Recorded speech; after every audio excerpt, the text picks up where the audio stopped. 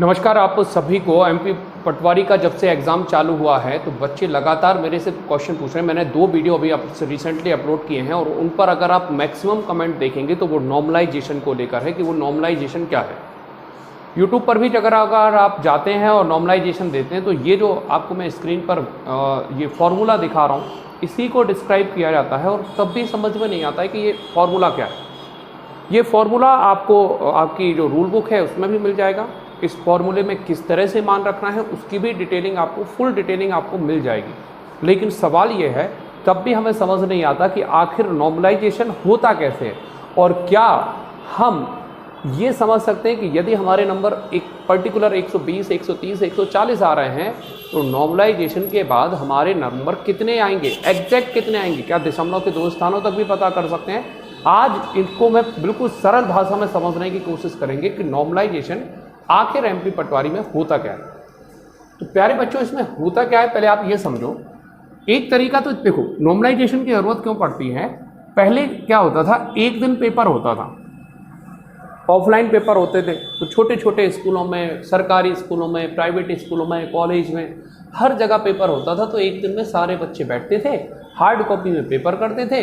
1, 2, 3 ABCD 4 set होते थे और इन 4 सेट में क्वेश्चन नंबर अलग अलग हो जाते थे। क्वेश्चन सारे एक ही होते थे, किसी में 12वां क्वेश्चन है वो यहाँ पर दूसरा है, जहाँ पर दूसरा है तो यहाँ पे 48वां है, कहीं 97वें। इस तरह से पहले पेपर होता था। ऐसा भी नहीं होता था कि इन चारों सेटों का क्वेश्चन पेपर अलग अलग होगा। ये मैं बात कर रहा हूँ साल 2010 से 10 के पहले तक की, ठीक है। इसके बाद धीरे धीरे बैंक ने, IBPS ने और फिर SSC ने, तमाम तरह के एग्जामिनेशन ने नॉर्मलाइजेशन चालू किया, ऑनलाइन पेपर लेना चालू किए। सबसे पहले बैंक ने चालू किए थे। इसके बाद हुआ क्या कि पेपर हफ्ते, 15 दिन, 20 दिन, अब आप देख रहे हो पटवारी का पेपर 40 दिन चल रहा है। तो कई बार ऐसा हो सकता है कि एक ही दिन के पेपर बच्चे चुन लिए जाते थे, ऐसा हो सकता था।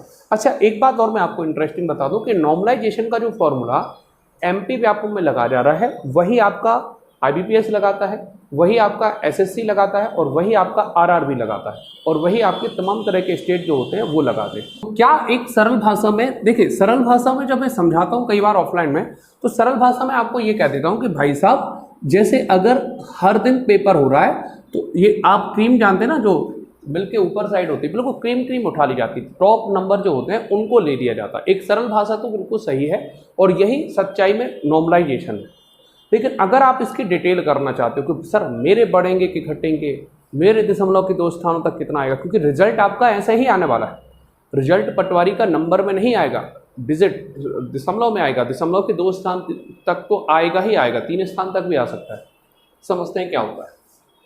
सबसे पहले अगर इस फॉर्मूले को ही मैं समझाने की कोशिश कर रहा हूँ आपको सरल भाषा में, सबसे पहले इसमें क्या होता है कि एक शिफ्ट का एवरेज, जैसे एक शिफ्ट में आपको पता है, अगर सागर शहर को ही पकड़ लो तो करीबन 8 जगह पेपर होने लग रहा है पटवारी, ठीक है, 8 से 10 जगह। तो एक शिफ्ट में, अच्छा एक शिफ्ट में अगर एक बच्चों की बात करी जाए तो करीबन 100 के आसपास होते हैं। तो अब आप समझ रहे होंगे, क्योंकि आपको पता है 13 लाख लोगों को पेपर दिलाना है 40 दिन में, समय बदलता। अब आप देख पा रहे होंगे कि पहले एक हफ्ते होता था, अब महीनों। अब पटवारी को अगर हम देख के चलें तो लगभग 40 दिन पेपर होने वाला है। और फॉर्म संख्या आपको पता होगा कि पटवारी में 13 लाख फॉर्म डले थे। और यदि हम 1 लाख लोग ऐसे भी मान लें कि जो पेपर देने नहीं जा रहे हैं, तो जब 13 लाख ही मान के चलें, तो अगर हम 40 से भाग करें तो आप देख पा रहे होंगे 4 तिरी 12, 4 दूनी 8, 4 पंचे 20, 32,500 लोग एक दिन में अपना भाग्य आजमा रहे हैं पूरे प्रदेश भर में। वैकेंसी आपको पता है 9,500 है।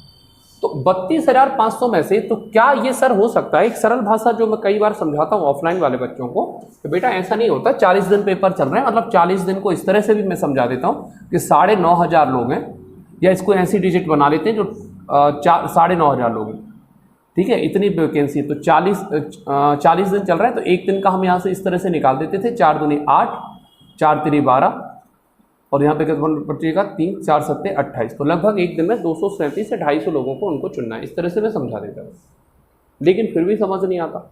हमें तो ये चाहिए कि सर आखिर पेपर में नंबर कितने बढ़ते हैं, कितने घटते हैं, कैसे नंबर आते हैं, क्या जाते हैं, ये सारी चीज़ें समझना होती है कि दशमलव के। अच्छा, मैं आपको ये भी बता दे रहा हूँ कि रिजल्ट जो आएगा वो दशमलव के 2 स्थानों तक आएगा। समझते हैं कैसे होता है। इसमें होता क्या है, सबसे पहले जो जैसे पहले दिन की शिफ्ट ले लो आप, तो क्या नॉर्मलाइजेशन पहले दिन से ही चालू हो जाता है क्रीम लेना? नहीं, नॉर्मलाइजेशन होता है जब, देखिए नंबर तो आपको तुरंत मिल जाते हैं, अब कोई भी पेपर आपको हो तो ऐसा नहीं होता। नॉर्मलाइजेशन की प्रक्रिया होती है, इसीलिए रिजल्ट आने में समय भी लगता है। नॉर्मलाइजेशन की जो प्रक्रिया होती है वह होती है आपके लास्ट पेपर के बाद, और लास्ट पेपर जो है वो 26 तारीख को। तो 26 तारीख को जब पूरा सिस्टम क्लोज होगा उसके बाद नॉर्मलाइजेशन की प्रक्रिया चालू होगी।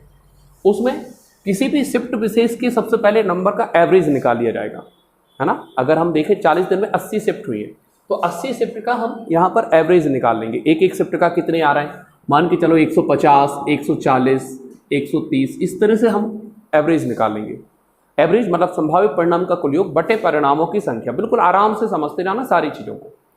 इसके बाद हम सारी शिफ्टों का योग कर देते हैं, सारी शिफ्ट का हम एक एवरेज निकालते हैं कि आखिर किस में किस तरह से नंबर का।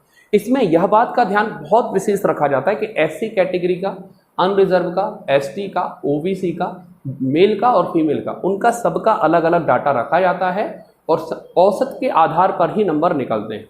तो सर सवाल तो अभी भी है कि आखिर बढ़ेंगे कैसे नंबर? तो भाई बढ़ तब जाते हैं जब आपकी शिफ्ट में सबके कम नंबर आ रहे हो। ध्यान से सुनना, जैसे सारी शिफ्ट में नंबर आ रहे हैं 140 और आपकी शिफ्ट में आ रहा है 130, तब नॉर्मलाइजेशन होता है। तो क्या 10 नंबर भी बढ़ सकते हैं पटवारी में? नहीं, मैक्सिमम जो बढ़ते हैं वो लगभग, इतना ज़्यादा डिफरेंस पहली बात तो आता ही नहीं है ना। मैक्सिमम डिफरेंस ऐसा आता है कि 137 आ गए, यहाँ किसी के 132 चल रहे हैं। तो हम देख रहे हैं सबसे कमज़ोर शिफ्ट जो है वो 130 है और उस दिन सारे बच्चों के नंबर कम हैं। तो इस तिथि को जितने बच्चों के पेपर होंगे, जिस व्यक्ति के जिस जिले में जिस शिफ्ट में जहाँ भी पेपर होंगे, उनके नंबर बढ़ा दिए जाएंगे। कितने बढ़ाएंगे? तो अगर 137 है और मैक्सिमम का 132, तो लगभग 3 से 4 नंबर इसमें बढ़ा दिए जाते हैं। तो क्या सर घटा भी दे जाते हैं? हाँ, घटा दिए जाते हैं। यदि सबका एवरेज चल रहा है 132, 130, 137 और किसी खास शिफ्ट का एवरेज चल रहा है 142, तो इस शिफ्ट में नंबर घटा दिए जाते हैं। कितने घटाए जाते हैं? तो लगभग इनको एवरेज लाने के लिए लगभग 7, 5, 4 इस तरह से घटा दिए जाते हैं। तो डिपेंड करता है कि आपका पेपर किस डेट को है, और ये काफ़ी इंपॉर्टेंट प्रक्रिया होती है, इसके बिना पेपर नहीं हो पाता। अब आप कहोगे सर दशमलव के 2 स्थानों तक कैसे आता है? तो मैंने आपको पहले बताया कि औसत निकालते हैं संभावित परिणाम का कुल योग बटे परिणामों की संख्या। जब आप इस तरह से भाग दोगे तो आपका आंसर जो आएगा वो गारंटेड है दशमलव में ही आएगा, क्योंकि ना तो स्टूडेंट की संख्या फिक्स है, ना ही पेपर्स की संख्या फिक्स है। इस कारण से क्लियर है। अच्छा, आप कहोगे सर 26 के पहले क्यों नहीं निकाल देते? कुछ पता नहीं होता कितने लोग पेपर देने जा रहे हैं, कितने लोग आ रहे हैं और एवरेज क्या होने वाला। उम्मीद है मैंने काफ़ी सरल भाषा में आपको नॉर्मलाइजेशन समझाने की प्रक्रिया की है। अगर फिर भी आपके कोई क्वेश्चन हो नीचे कमेंट बॉक्स में ज़रूर लिखिए। Thank you for watching, great day.